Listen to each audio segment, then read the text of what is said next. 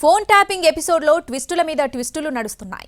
ఈ కేసు విచారణలో మరో సంచలన విషయం బయటకొచ్చింది. ఫోన్ ట్యాపింగ్లో భాగంగానే ఎమ్మెల్యేల కొనుగోలు అంశం బయటకొచ్చినట్లు తెలిసింది.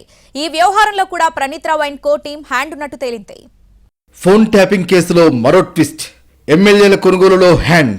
దర్యాప్తులో బయటపడ్డ మరో సంచలన విషయం. రాధాకిషన్ రావు ఆధ్వర్యంలోనే ఫామ్ హౌస్ లో ఎమ్మెల్యేల కొనుగోలు ఎపిసోడ్. కీలకంగా వ్యవహరించిన Praneeth Rao and co team. Phone tapping కేసుకు ఫామ్ హౌస్ కేసుకున్న లింక్ ఏంటి? పోలీసుల దర్యాప్తులో ఏం తేలింది? తెలంగాణలో సంచలనం సృష్టిస్తున్న ఫోన్ ట్యాపింగ్ కేసు రోజుకో మలుపు తిరుగుతోంది. ఓ కేసు దర్యాప్తు చేస్తుంటే మరో కేసు పునాదులు కదులుతున్నాయి. విచారణ లోతు పెంచుతూ ఉంటే రోజురోజుకు కొత్త కొత్త పేర్లు బయటపడుతూ విస్తుపోయే నిజాలు వెలుగులోకొస్తున్నాయి. ఫోన్ ట్యాపింగ్ కేసు విచారణలో ఎమ్మెల్యేల కొనుగోలు కేసు ఎపిసోడ్ కు ముడిపడింది. తెలంగాణలో 2022 అక్టోబర్ నెలలో రాజకీయంగా పెనుదుమారం రేపిన ఎమ్మెల్యేల కొనుగోలు వ్యవహారంలో కొత్త విషయాలు బయటపడ్డాయి. ఆ ఎపిసోడ్ కు కర్త కర్మ క్రియగా ఇద్దరు పోలీస్ అధికారులు వ్యవహరించారని తేలింది. ఫోన్ ట్యాపింగ్ కేసు దర్యాప్తులో ఈ సంచలన విషయం బయటపడింది. ఫామ్ హౌస్ లో కొనుగోలు ఎపిసోడ్ మాజీ డీసీపీ రాధాకిషన్ రావు ఆధ్వర్యంలో జరిగినట్లు బయటకొచ్చింది. గువ్వల బాలరాజు, పైలట్ రోహిత్ రెడ్డి, రేగా కాంతారావు, హర్షవర్ధన్ రెడ్డి ఫోన్లు ట్యాప్ చేసి వారి సంభాషణలు విని ప్రభుత్వాన్ని అలర్ట్ చేశారు ప్రణీత్ రావు. ఈ నలుగురు సాయంతోనే ఎమ్మెల్యేల కొనుగోలు వ్యవహారం స్టార్ట్ అయినట్టు గుర్తించారు. ట్రాప్ చేసేందుకు ముందు రోజు వెళ్లి సీసీ కెమెరాలు అమర్చారు రాధాకిషన్ రావు బృందం. ఎపిసోడ్ కు కర్త కర్మ క్రియగా ఇద్దరు కీలక పోలీస్ అధికారులు వ్యవహరించారు. సీసీ కెమెరాలు, మైక్లు సమకూర్చిన టీంలో ఎస్ఓటీ, టాస్క్ ఫోర్స్ సిబ్బంది ఉన్నారు. ఫామ్ హౌస్ ఆపరేషన్ కంటే ముందే 74 డివైస్లను ఏర్పాటు చేశారు మాజీ డీసీపీ రాధాకిషన్ రావు.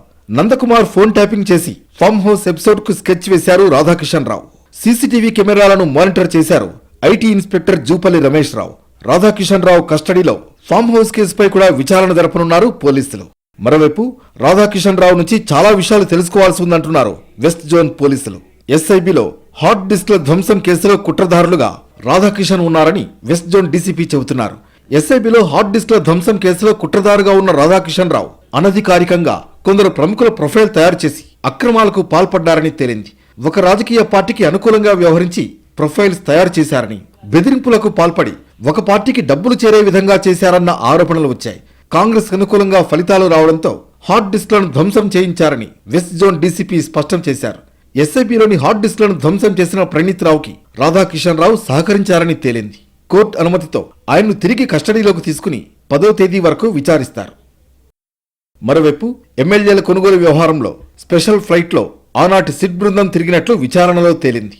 అయితే కేసు విచారణ సందర్భంగా అధికారులు విమానాల్లో ప్రయాణించడం సాధారణమే అయినా కేవలం నోటీసులు ఇచ్చేందుకు స్పెషల్ ఫ్లైట్ వినియోగించడం దుమారం రేపుతోంది. ఆ ప్రత్యేక విమానం ఓ కీలక నేతకు చెందినదిగా గుర్తించినట్లు తెలుస్తోంది. ఎమ్మెల్యేల కొనుగోలు కేసులో ప్రత్యేక విమానంలో అధికారులు ఢిల్లీ, కేరళకు వెళ్లారు. బిఎల్ సంతోష్, తుషార్కు నోటీసులు ఇవ్వడానికి పోలీస్ అధికారులు ఈ స్పెషల్ ఫ్లైట్ ను వినియోగించారు. ఓ కేసు విషయంలో నోటీసులు ఇచ్చేందుకు స్పెషల్ ఫ్లైట్ ఎవరి ఆదేశాల మేరకు వినియోగించారు అనే కోణంలో ప్రస్తుతం విచారణ కొనసాగుతోంది.